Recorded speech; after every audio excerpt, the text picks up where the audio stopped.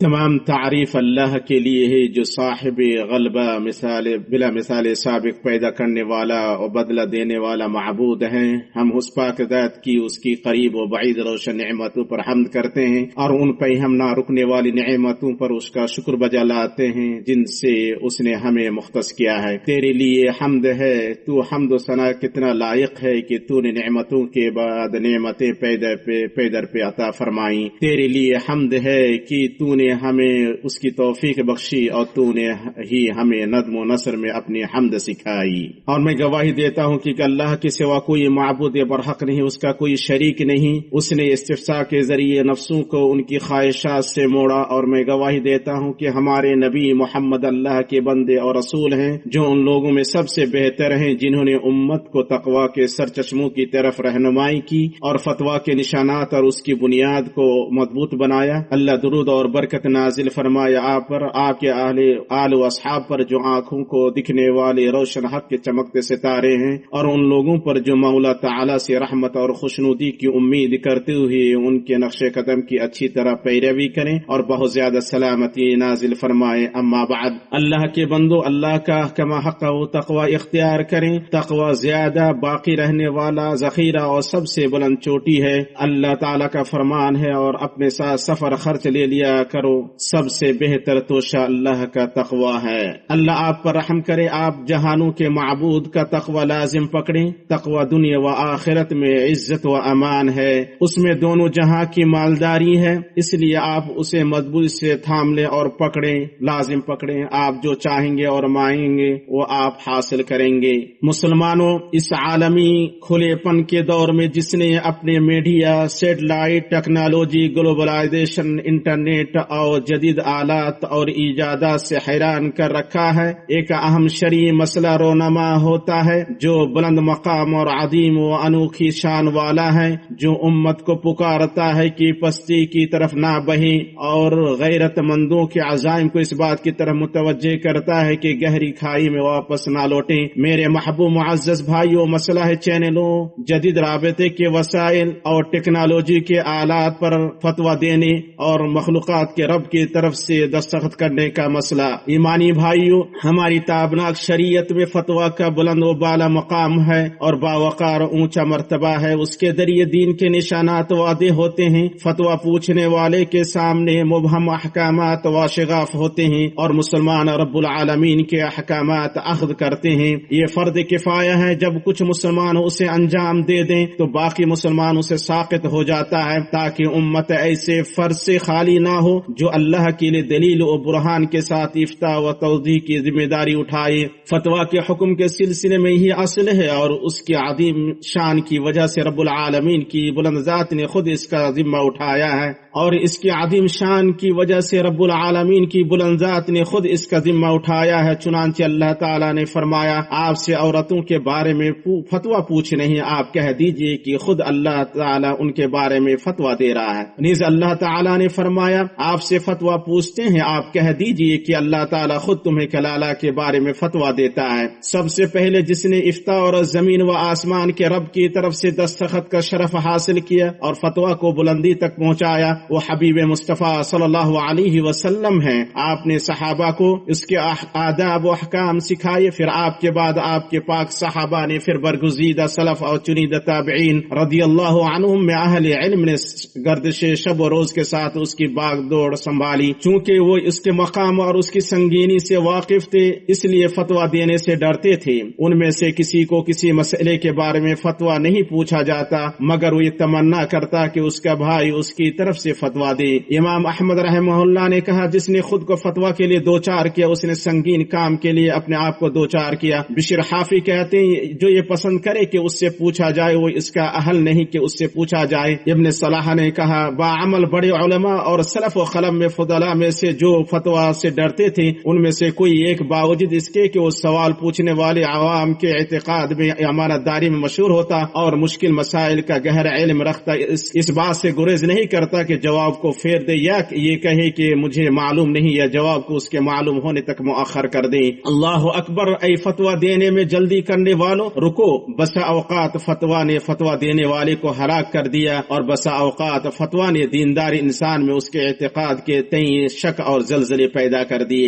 مومنوں، فتویٰ کی ضرورت تا قیام قیامت برقرار ہے، نہ اس کی روشنی بجھ سکتی ہے اور نہ اس کے سمندر خوش ہو سکتے ہیں، اور اس کی ضرورت اس دور میں زیادہ مؤکد، لازمی، واجب اور حتمی ہے۔ جو بدلتے حالات سے دہک رہا ہے، تبدیلیوں سے چیخ رہا ہے اور ان جدید ایجادات، سیٹلائٹس، ٹیکنالوجی، انٹرنیٹ اور چینلوں سے بھرا پڑا ہے جنہوں نے دنیا کے پھیلے ہوئے دور دراز علاقوں کو آمنے سامنے باہم نظر آتی بستیوں میں بدل دیا ہے۔ تاہم غیرت مند انسان کتنا زیادہ نیم مفتیوں اور نیم حکیموں کو دیکھ رہا ہے کہ وہ بڑی جرات کے ساتھ تحلیل و تحریم کے منصب پر براجمان ہونے کی جسارت کر رہے ہیں۔ تمہارے دور میں فتویٰ اپنی حالت پر شک و گناہ ہے، بعد اس کے کہ خدا نے اس کی خوبصورتی چھین لی ہے، وہ بے چین دل والا ہو گیا۔ کیا وہ اپنے علماء کی شکایت کرے یا اپنے جاہلوں کی؟ مسلمانوں کی جماعت، سب سے بڑا واجب یہ ہے کہ اس کام کو اہل لوگ ہی انجام دیں، عالم بننے کا دکھاوا کرنے والے نہیں، اصلی لوگ ہی انجام دیں، دراندازی کرنے والے نہیں، تاکہ امت کے دین کی حفاظت ہو، امت کا کلمہ متحد ہو اور اس کے راستے اور طریقے منضبط ہوں۔ اسی طرح اہم مسائل، نت نئے واقعات اور ہنگامی حالات میں فتویٰ سربراہان حکومت اور ان کے قائم مقام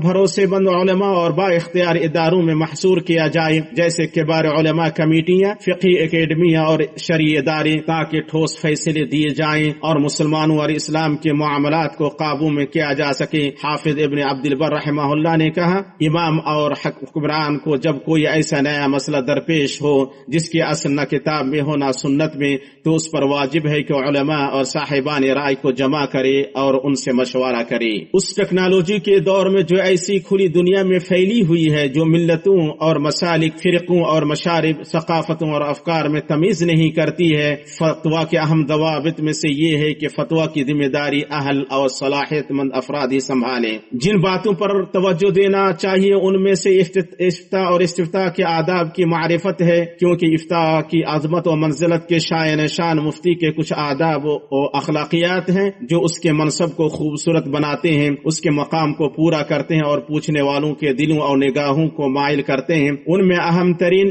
نیک نیتی اور مخلوق کے رب کی سچی پناہ سمیت ضروری ہے کہ مفتی کا عمل اس کے قول کے مطابق ہو، حق اس کا رہبر ہو، نص اس کا رہنما و مرشد، اچھی طرح سننے والا ہو، اچھا ملاحظہ کرنے والا ہو، اور جو بات توضیح طلب ہو اس کی توضیح طلب کری اور آسانی کا راستہ اپنائے اور انجام کار کا خیال رکھے اور مصلحتوں کو حاصل کرنے اور مفاسد کو دور کرنے کا خیال رکھے۔ اور مستفتی پر واجب ہے کہ وہ یہ جستجو کرے کہ سوال متقی، پرہیزگار اور بھروسے مند مفتی سے کرے، اس کی توقیر و تعظیم اور احترام کرے، شاذ مسائل اور غریب مسائل کے بارے میں سوال نہ کرے، جواب طلب کرنے میں اصرار نہ کرے۔ جب جھنجھلاہٹ ہو یا غم یا کوئی ایسی بات ہو جو مفتی کے قلب و فکر کو مشغول کرے تو اس وقت اس سے سوال نہ کرے، سوال میں وضاحت و بیان کے ساتھ ایجاز و اختصار کی کوشش کرے، مفتی کے لیے اس کی موجودگی میں اور غائبانہ دعا کرے اور ایسی نظر یا ایسے لفظ سے اس کا سامنا نہ کرے جو اس کے لیے ناگوار ہو۔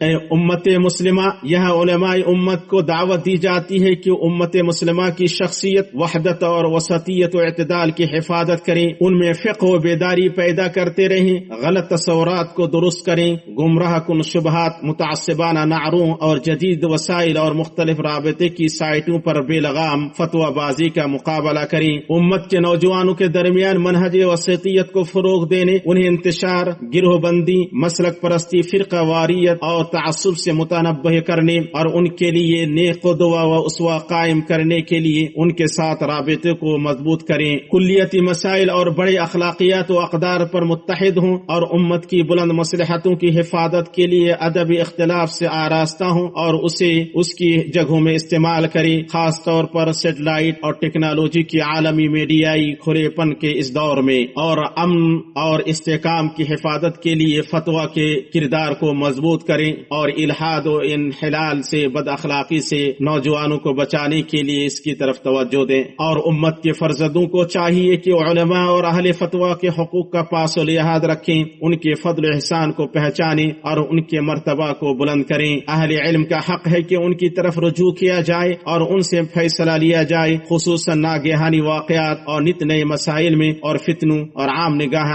ناگہانی حالات کے وقت۔ اسی طرح ان پر اعتماد اعتماد و بھروسہ کیا جائے، کیونکہ وہ اہل درایت ہیں، خصوصاً جب معاملات مشتبہ ہو جائیں، حقائق گڈ مڈ ہو جائیں، تشویش اور الجھن زیادہ ہو، اس وقت کمان اس کے بنانے والے کے حوالے کر دی جائے تاکہ اہل علم اپنی بات کہیں اور لوگ ان کی پیروی کریں۔ حسن بصری رحمہ اللہ نے کہا، فتنہ جب آتا ہے تو اسے ہر عالم پہچان لیتا ہے، اور جب جاتا ہے تو اسے ہر جاہل پہچان لیتا ہے۔ اللہ تعالیٰ کا فرمان ہے، اگر یہ لوگ اسے رسول کے اور اپنے میں سے ایسی باتوں کی تہ تک پہنچنے والوں کے حوالے کر دیتے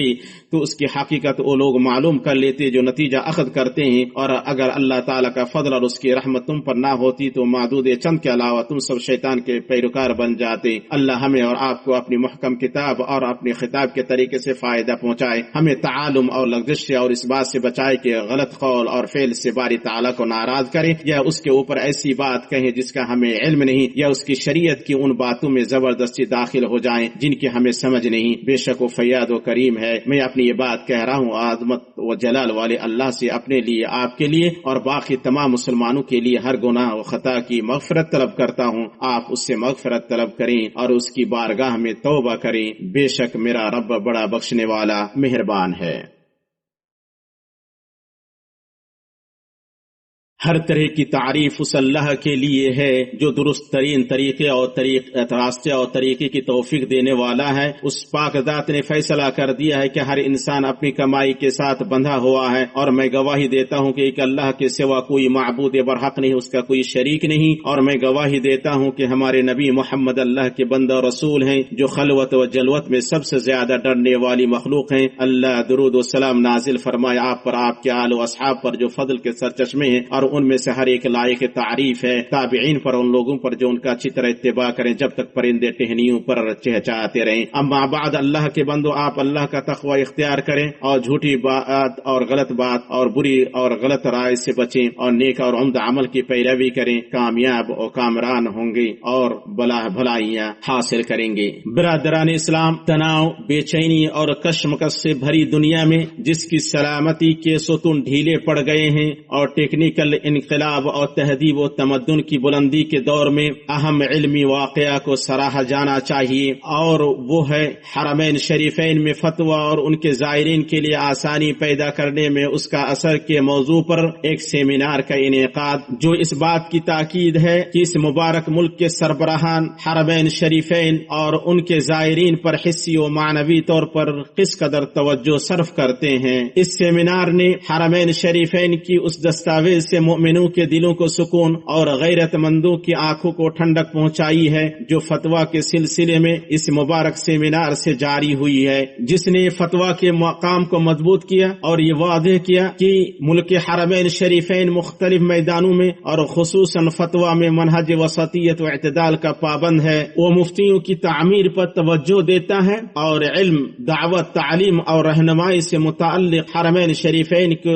شریفین کے پیغام کو منہج وسطیت و اعتدال کے ساتھ عالمی زبانوں میں پہنچانے کے لیے ٹیکنالوجی، ڈیجیٹل تبدیلی اور مصنوعی ذہانت کے استعمال کا حریص ہے تاکہ بیت اللہ الحرام کا قصد کرنے والے حجاج، معتمرین اور زائرین کے لیے آسانی اور سہولت پیدا کی جا سکے۔ اللہ تعالیٰ اس مبارک ملک کو جو کہ توحید و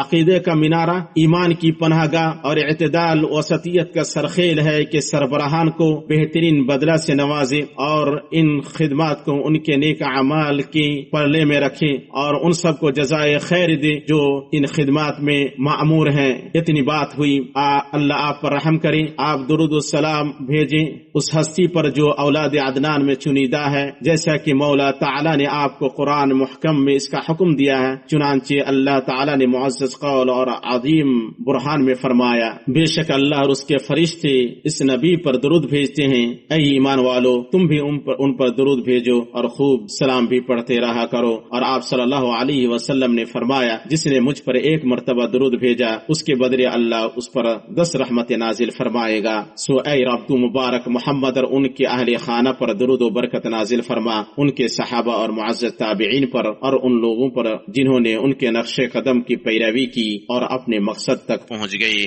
اللہ تعالی راضی ہو جائے خلفائے راشدین ابو بکر، عمر، عثمان اور علی سے اور باقی تمام صحابہ سے اور تابعین سے اور ان کے بعد ہم سے اور ان لوگوں سے جو ان کی پیروی کریں تا قیامت اپنے عفو و کرم سے یا رب العالمین۔ اے اللہ تو اسلام اور مسلمانوں کو غلبہ عطا فرما۔ اے اللہ ہمارے ملک اور مسلمانوں کے تمام ملکوں کو خوشحالی امن سے نواز۔ اے اللہ تو ہمارے حکمرانوں کو اس کام کی توفیق دے جو تجھے پسند ہو۔ اے اللہ تو خادم حرمین شریفین کو اس کام کی توفیق دے جو تجھے پسند ہو اور تو اس سے راضی ہو، اور